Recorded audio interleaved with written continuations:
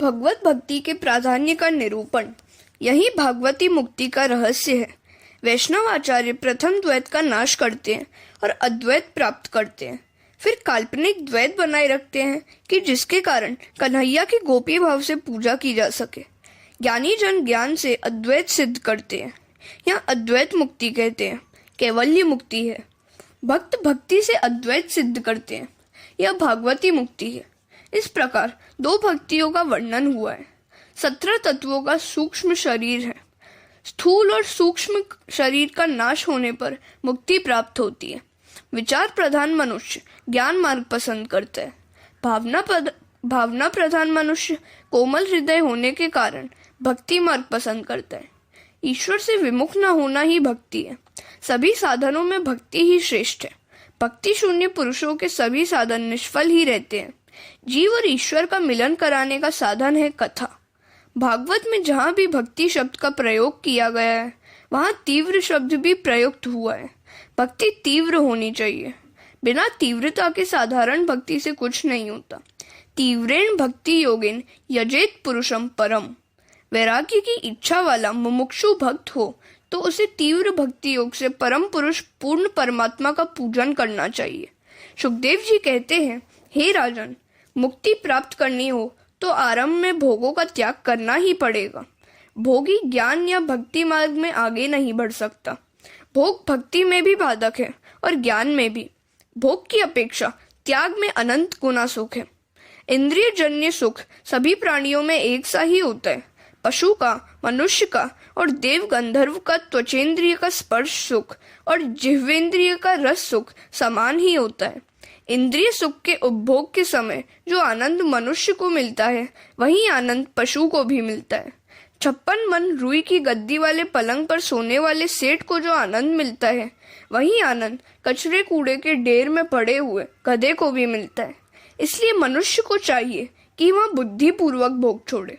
भोग में क्षणिक सुख मिलता है, पर त्याग से हमेशा के लिए अनंत सुख की प्राप्ति होती है।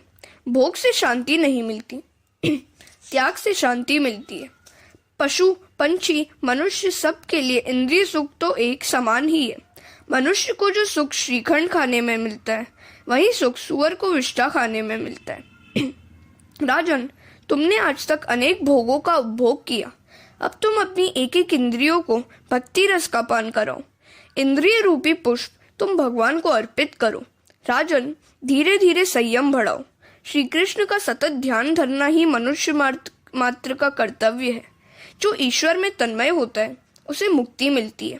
राजन, जन्म उसी का सफल हुआ जानो कि जिसे दूसरी बार माता के गर्भ में जाने का अवसर ही न मिले। गर्भवास नरकवास है।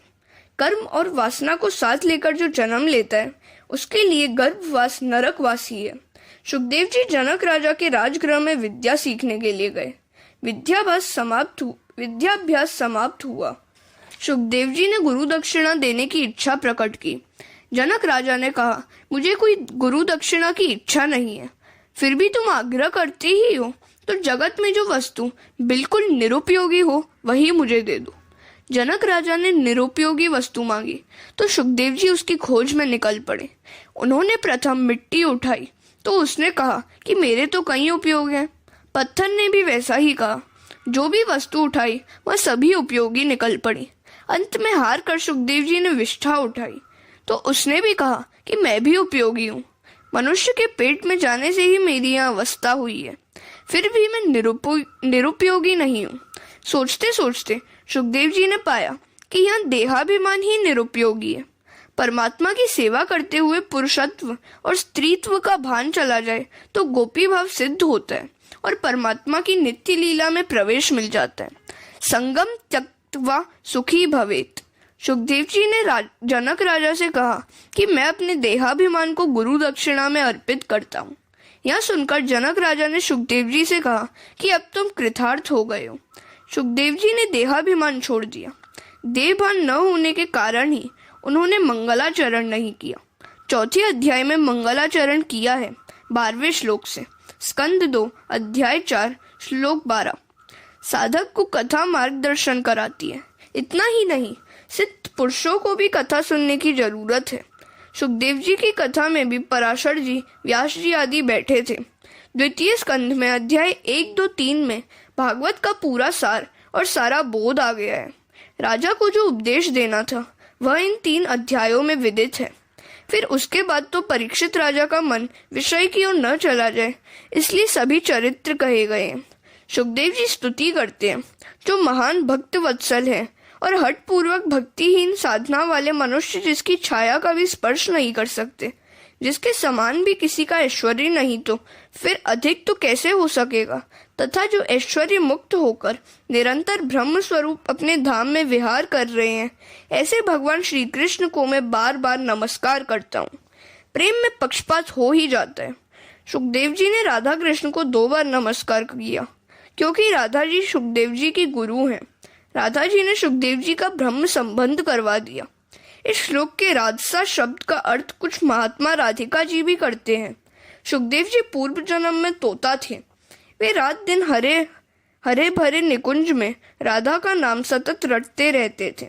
सुखदेव जी श्री राधा जी के शिष्य हैं। यही कारण है कि भागवत में राधा जी के नाम का उल्लेख तक नहीं है। गुरु का प्रकट रूप से नाम लेना शास्त्र निषिद्ध है। भागवत के टीकाकार श्रीधर स्वामी इन 5 वस्तुओं को नित्य मानते हैं: भगवान का स्वरूप, भगवान की लीला, भगवान का धाम, भगवान के काम और परिकर। हरे कृष्ण।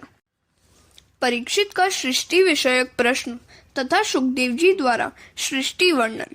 परीक्षित राजा ने पूछा कि अपनी माया से भगवान इस सृष्टि की रचना कैसे करते हैं। इस सृष्टि की उत्पत्ति की कथा कहिए। सुखदेव जी ने कहा, राजन, तुमने जो प्रश्न मुझसे पूछा है वही प्रश्न नारद जी ने ब्रह्मा जी से पूछा था। तुम उसकी कथा सुनो। ब्रह्मा जी ने नारद जी से सृष्टि के आरंभ की कथा कही थी। भगवान की इच्छा हुई कि वे एक से अनेक बने, एको हम बहुश्याम। उन्होंने 24 तत्व उत्पन्न किए। वे सभी तत्व कुछ न कर सके। तब प्रभु ने उन सभी तत्वों में प्रवेश किया। तभी उन तत्वों में चेतन शक्ति प्रकट हुई। भगवान की लीला अवतारों का उल्लेख। 7वें अध्याय में भगवान के लीला अवतारों का संक्षिप्त वर्णन है। ब्रह्मा जी की निष्कपट तपश्चर्या से प्रसन्न होकर भगवान ने उन्हें अपने स्वरूप का दर्शन कराया। आत्म तत्व के ज्ञान के लिए उन्हें परम सत्य, परमार्थ वस्तु का जो उपदेश किया, उसकी कथा सुनाता हूँ। आदिदेव ब्रह्मा जी अपने जन्म स्थान कमल पर बैठकर सृष्टि रचने की इच्छा से सोच में डूबे हुए थे। फिर भी जिस ज्ञान दृष्टि से सृष्टि की रचना की जा सकती थी, वह प्राप्त न हो सकी। ऐसे में ब्रह्मा जी ने आकाशवाणी सुनी, तप तप। ब्रह्मा जी ने समझा कि मुझे तप करने का आदेश मिला है। ब्रह्मा जी ने 100 वर्ष तक तप किया और उन्हें चतुर्भुज नारायण के दर्शन हुए। तप किए बिना किसी का भी काम नहीं बनेगा। जो तप नहीं करता उसका पतन होता है। तप शब्द के अक्षरों को पलट देने पर पत होता है। ब्रह्मा जी का भगवत धाम दर्शन एवं चतुश्लोकी भागवत। नारायण भगवान ने ब्रह्मा जी को चतुश्लोकी भागवत का उपदेश किया। द्वितीय स्कंद के 9वें अध्याय के 32 से 35 श्लोक ही चतुश्लोकी भागवत है। भगवान आंख में चौनी खेलते हैं। आरंभ में सभी जीव भागवत में निहित थे। भगवान प्रत्येक जीव को खोज खोज कर उसके कर्मानुसार शरीर उसे देते हैं। फिर कहते हैं कि अब मैं छिप जाता हूँ, तू मुझे खोज लेना। जब जगत अस्तित्व में नहीं था तब भी मैं था। जब जगत नहीं रहेगा तब भी मैं रहूंगा। जिस तरह स्वप्न में एक ही अनेक स्वरूप से देखता है, उसी तरह जागृत अवस्था में भी एक ही तत्व है। ऐसा ज्ञानी पुरुषों का अनुभव है। आभूषण के आकार भिन्न भिन्न होने पर भी सभी एक ही प्रकार के सुवर्ण से बने हुए होते हैं। मूल्य भी उस सुवर्ण का ही है, आकार का नहीं। ईश्वर के सिवा जो कुछ भी दिखाई देता है वह असत्य है। ईश्वर के सिवा दूसरा जो कुछ भी दिखाई दे वह ईश्वर की माया ही है। अस्तित्व न होने पर भी जो दिखाई देता है और सभी में व्याप्त होते हुए भी ईश्वर दिखाई नहीं देता, यह ईश्वर की माया ही है। यह माया का ही कार्य है। उसे ही महापुरुष आवरण और विक्षेप कहते हैं। हरे कृष्ण। माया और उसके प्रकार। सभी का मूल उपादान कारण प्रभु है। प्रभु में भासमान संसार सत्य नहीं है, किंतु माया के कारण आभासित होता है। माया की 2 शक्तियां, आवरण शक्ति। माया की आवरण शक्ति परमात्मा को छिपाए रहती है। विक्षेप शक्ति। माया की विक्षेप शक्ति ईश्वर के अधिष्ठान में ही जगत का भास कराती है। ईश्वर में जगत का भास कराती है। अंधकार के दृष्टांत द्वारा यह सिद्धांत समझाया गया है। जो नहीं है वह भूल से दिखता है और जो है वह दिखता नहीं है। आत्म स्वरूप का विस्मरण ही माया है। अपने स्वरूप की विस्मृति स्वप्न ही है। जो स्वप्न देखता है वह देखने वाला सच्चा है। स्वप्न में एक ही पुरुष दो दिखाई देता है। तात्विक दृष्टि से देखे तो स्वप्न का साक्षी और प्रमाता एक ही है। वह जब जागता है तो उसे विश्वास हो जाता है कि मैं तो घर में सेज पर ही सोया हुआ हूँ। स्वप्न का पुरुष भिन्न है। जगत का ब्रह्म तत्व एक ही है, किंतु माया के कारण अनेकत्व का भास होता है। माया जीवन से लगी हुई है। यह माया जीवन से कब लगी कहा नहीं जा सकता, क्योंकि माया अनादि है। उसका मूल खोजने की जरूरत नहीं है। माया का अर्थ है अज्ञान। ज्ञान कब से शुरू हुआ यह जानने की क्या जरूरत है। माया जीव से कब से लगी है उसका विचार न करो। उसका पार कोई भी नहीं पा सकता। कब विस्मरण हुआ यह कहा नहीं जा सकता। उसी तरह अज्ञान का कब आरंभ हुआ यह भी नहीं कहा जा सकता। पर अज्ञान का तात्कालिक विनाश करना जरूरी है। कपड़ों पर दाग लग जाए तो वह कैसे लगा, किस जगह लगा, कौन सी स्याही होगी आदि का विचार करने की अपेक्षा उस दाग को तुरंत दूर करना ही हितकर है। माया के बारे में सोचते रहने की अपेक्षा माया को दूर करने के लिए परमात्मा की शरण लेना अच्छा है। माया का दर्शन करने की सुदामा की इच्छा होने पर उन्होंने श्री कृष्ण से कहा कि आपकी माया का मैं दर्शन करना चाहता हूँ, वह कैसी होती है। श्री कृष्ण ने कहा कि समय आने पर उसका दर्शन कराऊंगा। चलो पहले हम गोमती में स्नान कर लें। वे दोनों गोमती तट पर आए, स्नान करने लगे। भगवान तो स्नान करके पीतांबर पहनने लगे। सुदामा ने गोमती के जल में गोता लगाया। उसी समय भगवान ने अपनी माया का दर्शन कराया। सुदामा को लगा कि गोमती में बाढ़ आ गई, वे उसमें बहे जा रहे हैं। उन्होंने एक घाट का आसरा लिया। घूमते फिरते वे एक गांव के पास आए। वहां एक हथनी ने उन्हें गले में फूलमाला पहनाई। लोगों ने सुदामा से कहा कि हमारे देश के राजा की मृत्यु हो गई है। इस गांव का नियम है कि पहले राजा की मृत्यु के बाद हथनी जिसको माला पहनाए वही राजा है, इसलिए आप हमारे देश के राजा हो गए हैं। सुदामा राजा बन गए। एक राजकन्या के साथ उनका विवाह भी हो गया। 12 वर्ष के दाम्पत्य जीवन में 2 पुत्र भी उत्पन्न हो गए। फिर एक दिन बीमार होने से रानी की मृत्यु हो गई। सुदामा दुख से रोने लगे, क्योंकि वह रानी सुंदरी और सुशीला थी। लोगों ने सुदामा से कहा कि मत रो, हमारी मायापुरी का नियम है कि आपकी पत्नी जहाँ गई है वहां आप भी भेजे जाएं। पत्नी की चिता में आपको भी प्रवेश करना होगा। अब सुदामा ने पत्नी का रोना बंद कर दिया और वे अपना ही रोना रोने लगे। हाय, अब मेरा क्या होगा। उन्होंने लोगों से कहा कि मैं तो परदेसी हूँ, आपके गांव का कानून मुझ पे नहीं लग सकता। मुझे एक बार स्नान संध्या करने दो, फिर चाहे मुझे जला देना।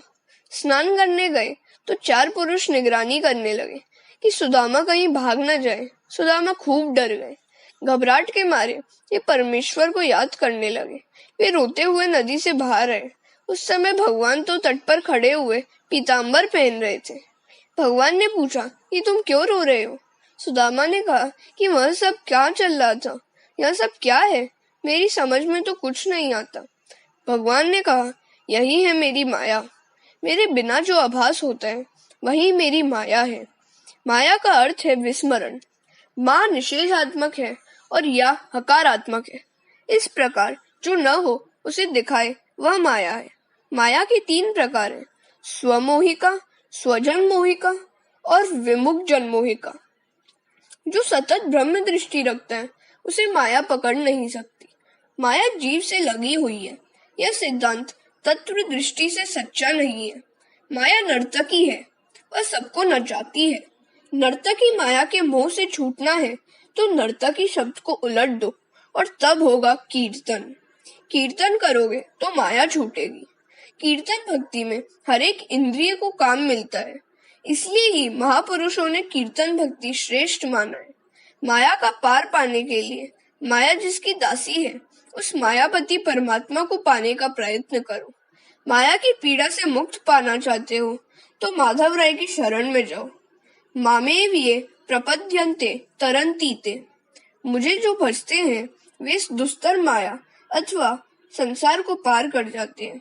राजन, इसलिए मनुष्य को चाहिए कि वह हर किसी स्थान में और हर किसी समय अपनी संपूर्ण शक्ति से भगवान श्री हरि का श्रवण, कीर्तन और स्मरण करता रहे। माया की अधिक चर्चा न करो। ब्रह्मा जी ने नारद को ऐसी आज्ञा दी थी कि माया जिनकी दासी है, ऐसे मायापति परमात्मा के चरणों का आसरा लेकर प्रभु भक्ति बढ़े, उस तरह से सिद्धांत का प्रचार करो। नारद जी ने यह उपदेश व्यास जी को दिया। व्यास जी ने उन 4 श्लोकों के आधार पर 1000 श्लोकों का भागवत शास्त्र रचा। हरे राम राम राम हरे हरे, हरे कृष्ण कृष्ण कृष्ण हरे हरे। द्वितीय स्कंद समाप्त। तृतीय स्कंद प्रारंभ। हरे कृष्ण।